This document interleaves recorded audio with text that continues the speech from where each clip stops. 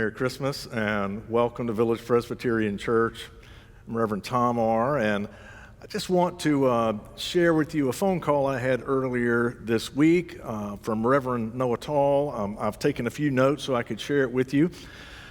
He called me earlier this week, Reverend Tall. He's the pastor of 9th Presbyterian Church in Presbyville, Virginia. Presbyville is a small and slow-moving community nestled in the mountains of western Virginia. I did a seminary internship in that congregation years ago. Reverend Tall, he graduated a year ahead of me, and it was his first year of ministry there, and he's still there. He called me and he said, "Tom, can you imagine preaching to the same congregation for 35 years? I said, "Yeah, I know one guy who did it for 47 years. It kind of depressed him.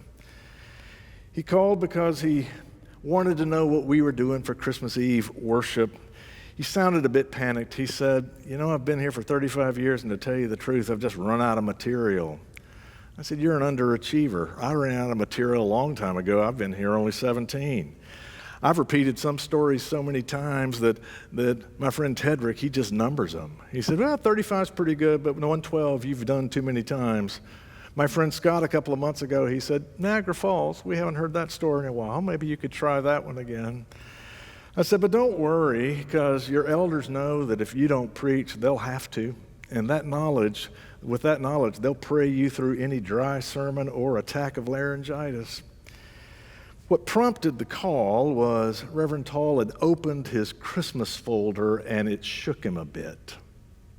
He's the one who taught me that when you finish a season like Advent and Christmas, take a few notes of things you need to improve and put them in a folder so you can retrieve them the next season. It's in the Christmas folder where there's the reminder that those little candles that we hold up for Silent Night, you don't store those in the attic during the off season. They're not going to make the summer. And there's the reminder that if your Advent candles actually have that oil that they burn, you want to refill that between the early service and the latter service on Christmas Eve. One year the Christ candle flickered and went out because we didn't refill the oil. We're singing "All is Calm and All is Bright," but it was noticeably less bright at the Christ candle. Evidently, last year Reverend Tall just made one note in his Christmas folder. He said, "As bad as Christmas was in 2019, it better be something powerful in 2020. It kind of shook him because it's 2020. He'd actually forgotten Christmas in 2019. It seemed like a lifetime ago and maybe on a different planet, but it was beginning to come back to him. And the thing about Christmas in Presbyville in 2019 is it was kind of blue. There wasn't much Christmas spirit. Everybody's running about a quart low of Christmas spirit in Presbyville last year. It started with Dink Williams' experience. I've told you about him before.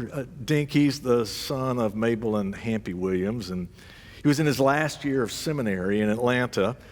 And the seminary got a phone call on a Friday morning. It was from the clerk of session at First Pres in LaGrange, Georgia. They called and asked if they had somebody at the seminary who could come down and preach on Sunday because their pastor was out with a bad case of diverticulitis. And Dink said, "Well, I can do that." And so he wrote a sermon and got up Sunday morning and was kind of practicing it. He let time get away a little bit, and he had to rush down to LaGrange. He drove down to LaGrange.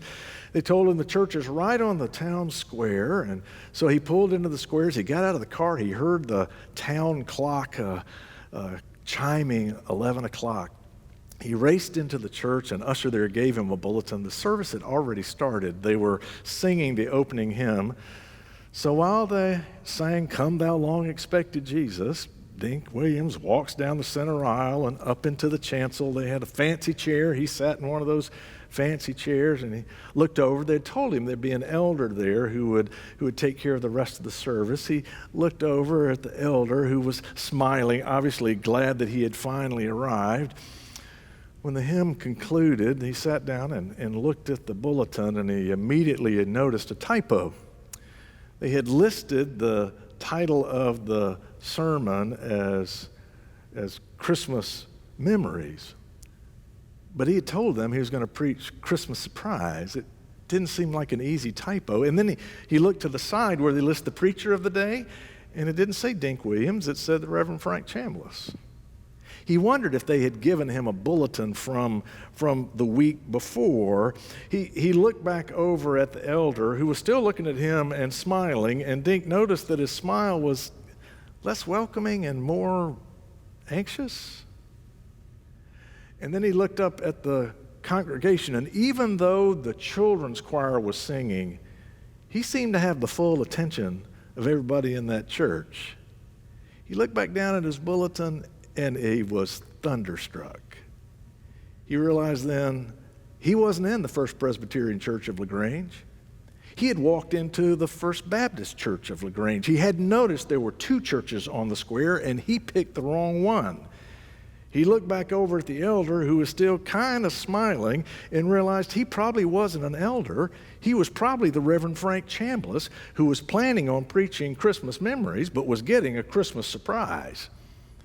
Even though the children's choir was still singing, Dink had to go. He separated them like the Red Sea, and while they're singing "Knock, knock, knock went Joseph," he walked down the center aisle and out the back door as they sang no room for the beast of Bethlehem." He crossed the square and entered the Presbyterian church just in time to read scripture and preach Christmas surprise, which it had been. It was stressful. He got home to Presbyville, and he told his folks he wished they could just go out of town for Christmas this year, because word was out. He had preached at First Pres LaGrange, and everybody wanted to know, how'd it go? He didn't want to talk about it. They actually thought it was a pretty good idea, because the truth is, it hadn't been the best week for Mabel and Hampy either. Things were fine until they went shopping together. Big mistake. When Hampy shops, he gets out of his car, he walks in, he sees what he wants, he pays for it, he's back in his car. It's 3 minutes tops. But for Mabel, shopping is an adventure. It's an outing. It's a quest. She's got to try on everything in the store. Hampy found this very annoying. They were there to find him another Christmas sweater. He no longer wore the one with the reindeer on it, because the reindeer had the nose, and if you actually pushed the nose, the sweater sang "Rudolph the Red-Nosed Reindeer" to you. It didn't bother him. He kind of liked the song, but when he fell asleep in his easy chair and he crossed his arms, well, he would hit that nose and the sweater would start singing. It would wake him up with his sweater singing to him. He said he wasn't going to wear it anymore. It was annoying. He also found it was annoying looking for a new sweater. Mabel had him try on about, 24. And then she said, "Oh, this is it. One more." She said, "Let's try on one more." He had it. He said, "Woman, I'm done." He walked to the cashier. He paid for the last one he tried on. He said, "I'm taking this one." He paid for it. He walked out to the car. She said, "Hampy, you can't wear that one. It doesn't go with your eyes." He said, "Woman, I'll close my eyes. Just get in the car." Well, to remedy things, the Williams decided they might go to New England for Christmas. They hadn't planned it, but Mabel called down to Ninth Church, told Reverend Toll she was sorry, but they wouldn't be there on Sunday. Dink couldn't light the candle of joy because they were going to New England. Besides, it was warm in Presbyville. Reverend Toll said, "Yeah, it's not bad. It's kind of like March. It's kind of springish." Mabel said, "Yes, it is, Reverend. And we all know that sweet baby Jesus wasn't born in the spring. He was born in the bleak midwinter. They were going to New England. Maybe some lower temps would raise their mood." That was Wednesday. And on Thursday, Reverend Toll got a call from Mabel's sister Melba, found out that, the Murphys were leaving town as well. Melba had called her daughter Evelyn and asked if when Evelyn was in town, Evelyn and her husband Frank, they live in Roanoke, she said when she was in town for the Christmas Eve service, didn't they want to just spend the night at the house so that it would be easier for her and Frank and the baby to be there when the sausage casserole came out of the oven? Evelyn and Frank got married 3-4 years ago. Now I lose track. And this past year, they gifted Melba and Earl with their first grandchild, a baby boy named Preston Reginald Lawson. but Frank just calls him Buster. Well, Evelyn said, Mama, Frank and I have been thinking about it, and we've decided we're just going to stay home for Christmas this year. It took a minute for Melba to realize when she said we're staying home, she meant they're staying where they live rather than coming home as she was thinking of it. She said, you're not coming to Presbyville for Christmas? She said, yes, we are. We're coming on the 28th. Well, that's fine, but that's not Christmas. It's 3 days late for Christmas. Like, you can't treat Christmas like it's being delivered by Amazon. You got to be there on time. Evelyn said, Mama, we've talked it over, and since Buster's here now, we think it's time for us to start some of our own traditions. Well, Melva called Reverend Tall and said, I just thought you'd want to know that Evelyn and Frank and the baby are not going to be here for Christmas. I just thought you'd want to know since you are the one who married them. Melva had a way of making you feel responsible for things that were completely out of your control. She said she knew that when her children grew and they left the nest, you couldn't do anything with them anymore. You just placed them in the hand of the Lord. That's what she said, just place them in the hand of the good Lord. That meant when things didn't go the way Melba wanted them, she couldn't complain to God, so she just complained to the preacher. She said, they're going to be in Roanoke for Christmas. I just thought you'd want to know. The idea of her baby not being there Christmas morning was more than she could take, and so she told Earl, she said, well, the Williams are leaving town. Let's leave town too. She told Reverend Tall, I hope Christmas Eve is lovely. It's the first time in 30 years or so we haven't been there, but we're going to have to leave. I just thought you'd want to know. Well, let's begin to eat at Reverend Tall. He felt responsible. Everybody was low on Christmas spirit. You couldn't find a fa-la-la in his congregation if you used a microscope. He looked at his church staff. They were walking around the place like they were galley slaves forced to produce another Advent season. Calvin Knox, he took the cake when they had the planning meeting for Christmas Eve worship, and he said he'd been working on a new arrangement of Joy to the World. He'd set it in a minor key. The Purdues were going to Atlanta. The Williams are going to New England. Dink can't light the candle of joy. The Murphys are going to Indiana. What's in Indiana? And Calvin Knox is singing Minor Joy. Everyone was leaving town, but Reverend Tall, he's like a kid with a liberal arts degree just hanging around the house. That's why he went to his Christmas folder and it said, Christmas 2020 better be a whole lot better than Christmas 2019. But that's impossible because this is COVID Christmas. And things were going poorly as it was. He had asked the Perry family if they would light the candle of peace this year, just get an Advent wreath on their kitchen table. He'd send them the readings, just light the candle there and take a video of it, send it to him. Jerry Perry, the 8-year-old, he insisted on lighting the candle. His mother Susan and his older sister Melinda, they would sit there in front of him by the wreath as they did the readings. Well, everything went pretty well. He got time to light the candle, and Jerry, he struck the match, and he lit the wick of the candle, and it went just fine, and he blew the match out like this, and they continued in the reading. He blew the match out like this and then put his hands back together. He had the matchbook in this hand, and the match was out, but it was still hot enough that he ignited the entire matchbook in his hand. He didn't know what to do as he had not done this before, so he decided to close his hand on the matchbook to extinguish the flame, which worked, but not immediately. For just a half a second, there was fire exploding out of both sides of his hand. He's waving it around.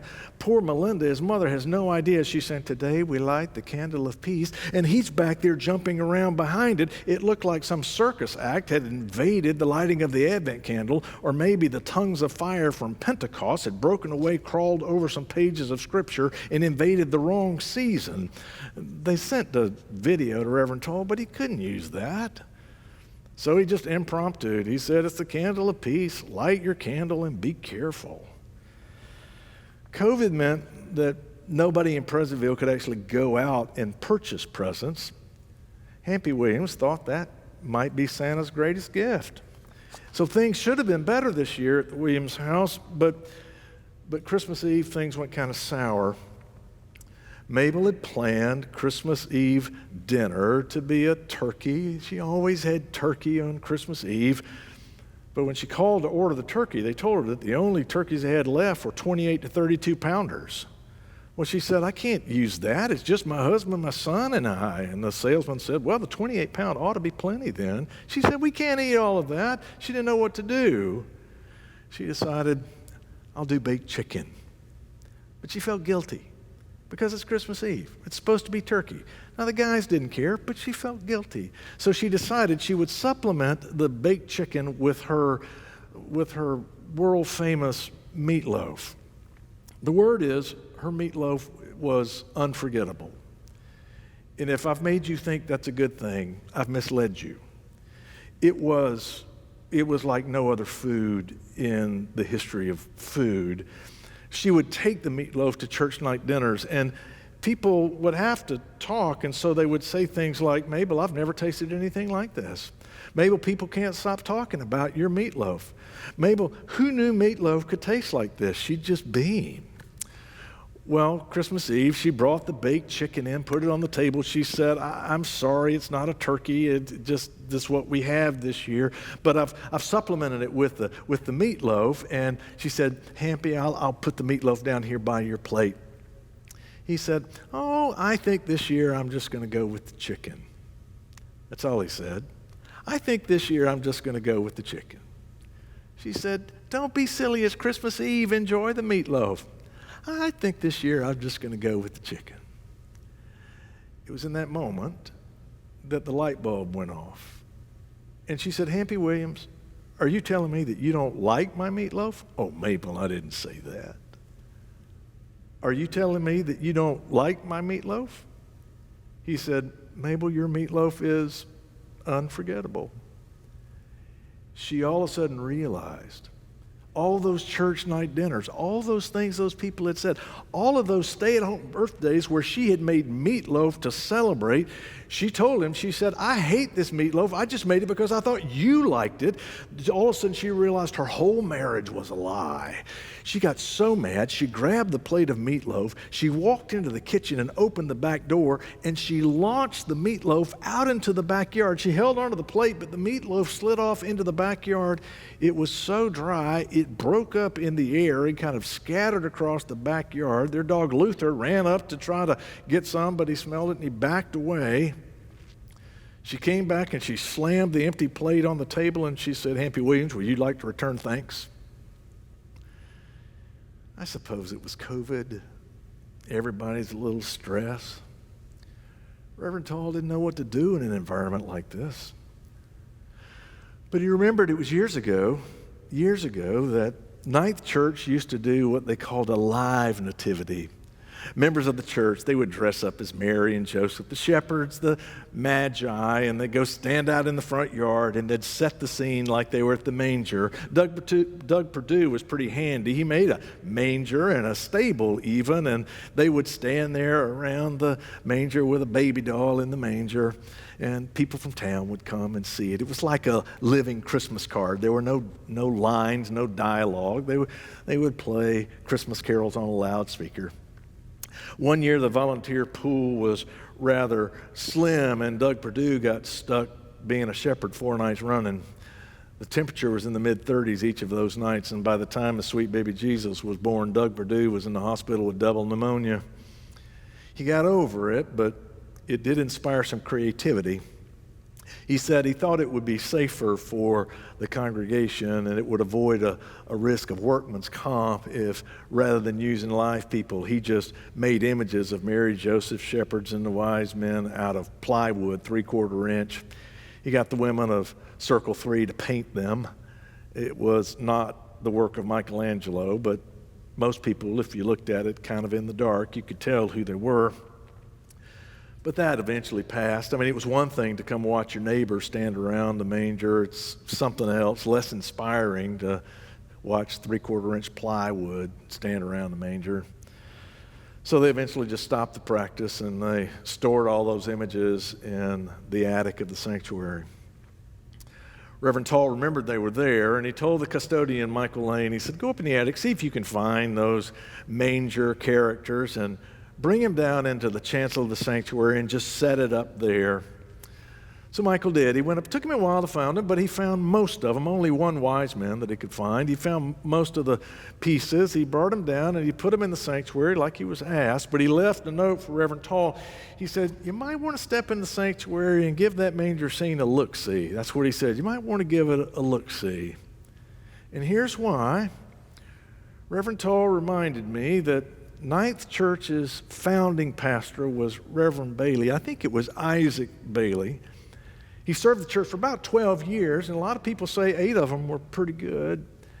When he retired, they planted a water oak in the yard there in his honor, and over the decades, that tree has grown into a mighty oak. But last summer, or summer before, now that I think of it, summer before, a storm came through and it blew the Bailey water oak over, and the top of the tree speared the roof of the sanctuary. It had to get the whole roof redone. Nobody noticed it at the time, but when it came through the roof, it evidently damaged some of the characters of that nativity scene, the plywood. The Mary was fine, but Joseph was missing an arm, had an arm knocked off, and one of the shepherds had a leg knocked off, and the only magi, the only wise man that Michael could find was headless. Reverend Tall, he walked in the sanctuary, and he looked up in the chancel, and it looked like Ninth Church was featuring a nativity scene made out of bad Greek statuary where everyone was missing a limb or a hand or something. Michael asked him, Rev, you want me to put this back up in the attic or just carry it to the dumpster? He said, yeah, you better throw it out. But before Michael got up into the chancel, he said, no, wait a minute, Michael. I've changed my mind. Leave it there. It's perfect. What he had planned to do is he had planned to live stream his Christmas Eve service sitting at the manger, sort of inviting the congregation to meet him at the manger side to again celebrate the wonder of God's love born in the world. Well, he did just that. Christmas Eve came. They zoomed the cameras into the chancel, and the congregation could see the plywood manger scene, missing body parts. They wondered if their pastor had finally gone round the bend. Reverend Tall, he lit the Christ candle. Marie Crenshaw, she sang "O Holy Night" better than she'd ever done it before. And Reverend Tall sat right by the manger. And he said, 2020's been pretty rough. It's been a hard year. It's left us a bit battered. And if you're like me, what you'd hoped was Christmas would bring a little peace. That it'd be a Christmas where all is calm and all is bright, and we get a little respite from what's been beating us up all year. That's the way we think of Christmas. We think of it kind of like this manger scene here, I imagine he would have told them, where everybody's at peace and everybody's beautiful. And even the baby, no crying he makes. But Reverend Tall said, Christmas wasn't like that. Actually, it wasn't like that at all. It was hard, and there was struggle. The shepherds, they taught us new songs to sing, but you could still see the fear in their eyes. And the wise men, they had to go home by an uncharted way because no less than Herod had threatened them and the child king they had come to worship. And Joseph, God bless Joseph, still trying to wrap his head around the fact that he's the dad. He got to raise this boy.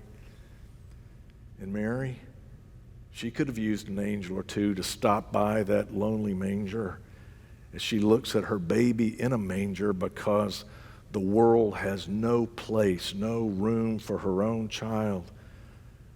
For God's love to take on skin and breathe in this world, it wasn't easy. It came with struggle, and it was hard. But God made it happen anyway. God made it Christmas. Through all the hardship and all the struggle, God made it Christmas anyway. So maybe this 2020, where it's been hard, when things haven't been the way we had wanted to, this 2020 where we've seen more hatred than we want to see, and we've seen more division than we want to see, and we've seen more grief and heartbreak than we want to see, and we've been lonely more than we want to be. Maybe this is the Christmas that we come to this manger that's more like us. Because coming here, there's a holy love that calls you by name. It doesn't mean everything's going to be easy hereafter. It won't. But this holy love, it is what carries you through. There are generations of those who have gone before us, and they've had it harder than we have, many of them. And it's their testimony that the love of this manger, it will carry you through. So even on a COVID Christmas, we still have reason to sing, don't we? Joy to the world. The Lord has come. Let earth receive her King. Merry Christmas.